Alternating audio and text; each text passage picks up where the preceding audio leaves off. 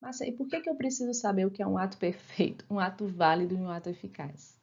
Ora, para entender o que é um ato perfeito, um ato válido e eficaz, eu tenho que compreender que existem atos administrativos que são perfeitos, mas são inválidos ou são ineficazes.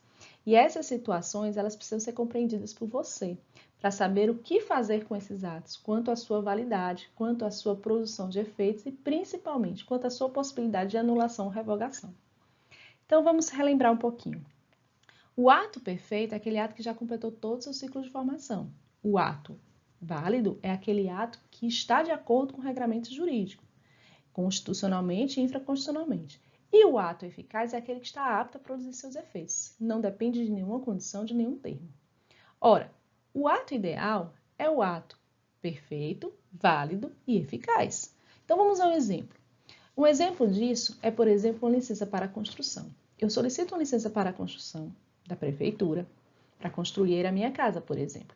Essa licença vai ser expedida por meio de um alvará.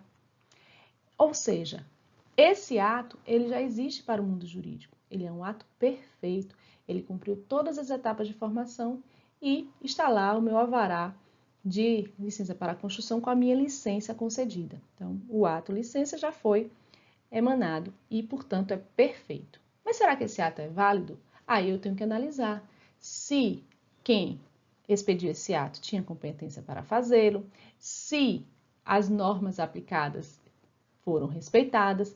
Portanto, o ato ele pode ser válido desde que ele cumpra todas essas situações.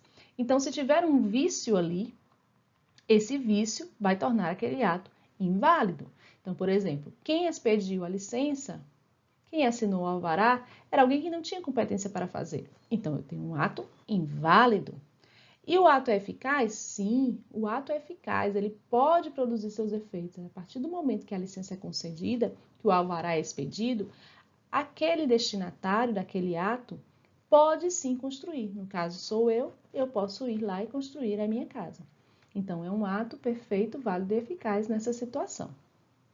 Se há o vício, eu tenho aí a invalidade. E se houvesse, mas no caso não há alguma condição, aí eu teria também a ineficácia. Então vamos a um exemplo de um ato perfeito, inválido e eficaz. Imagine a seguinte situação: a mesma licença para construção, o ato já produziu todos os seus efeitos, mas quem emanou o ato, o sujeito competente, não era competente. Portanto, há um vício aí de competência. Esse vício torna o ato inválido, mas ele é eficaz, ele já pode produzir os efeitos. Mas, infelizmente, quem expediu não tinha competência para fazê-lo. Digamos que aquele indivíduo não fosse o agente competente, ou mesmo que no seu concurso público houve uma fraude e ele não deveria estar ali assinando aqueles documentos. Há uma invalidade? Há sim, mas essa invalidade ela não vai desencadear na sua ineficácia. Então, vamos voltar um pouquinho para os slides anteriores, em que a gente fala sobre ato perfeito e ato válido. Então, ato perfeito é o que completou o ciclo necessário à sua formação, caso da nossa licença, sim, e o ato é válido quando for expedido em absoluta conformidade com a exigência do sistema normativo. Nesse caso, há um vício de competência e esse vício de competência torna esse ato inválido. Mas o ato ele é eficaz, ele pode produzir seus efeitos. Há um vício? Há, mas a produção de efeitos, ela está lá, assegurada. Agora, evidentemente que isso pode ter consequências, não é mesmo? A anulação do próprio ato administrativo em decorrência do vício de competência. Então, vamos voltar lá para os nossos atos. Então, quando é que eu tenho, por exemplo, a situação de um ato perfeito, válido e ineficaz?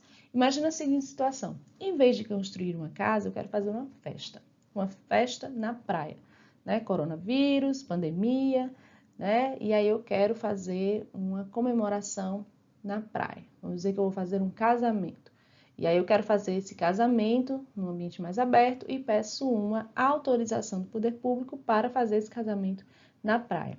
Ora, veja bem, se esse ato completar todas as suas etapas de formação, ele será um ato perfeito. Se esse ato estiver de acordo com o regramento do sistema normativo, ele será válido, né? Eu nem sei como é que estão os decretos municipais, se está podendo ou não haver casamento, mas vamos imaginar que está podendo, que não há nenhum empecilho legal e que este ato tem validade. Agora, por que ele é ineficaz? Ele é ineficaz porque ele tem uma condição, ele tem um termo inicial para ocorrer. Eu pedi, por exemplo, uma autorização para fazer a festa no dia 1º de dezembro. Eu não posso fazer a festa em nenhum outro dia e nem em nenhum outro horário que ali está determinado. Então, é um ato ineficaz. Ele não pode produzir efeitos a qualquer momento. Ele depende de um termo inicial ali para a produção dos efeitos. E findo aquele termo, ele também vai exaurir os efeitos e já também se torna ineficaz. Então, ele é ineficaz. Se eu pedir para o dia 1º de dezembro, ele é ineficaz antes do dia 1º e após o dia 1º. E quando é que o ato vai ser perfeito, inválido e ineficaz? Bom, imagine a seguinte situação.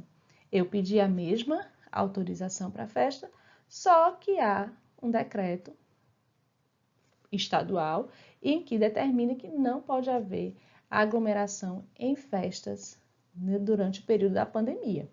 Mas eu tenho uma amizade lá na prefeitura para autorização daquela festa e consegui. Ora, o meu ato ele é perfeito? Sim. O meu ato é válido? Não, ele é inválido. Ele é ineficaz? Sim, porque ele depende de uma condição.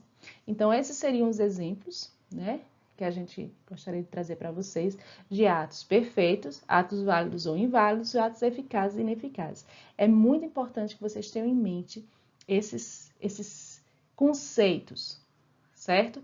Porque isso interfere diretamente nas condições de anulação e revogação dos atos administrativos.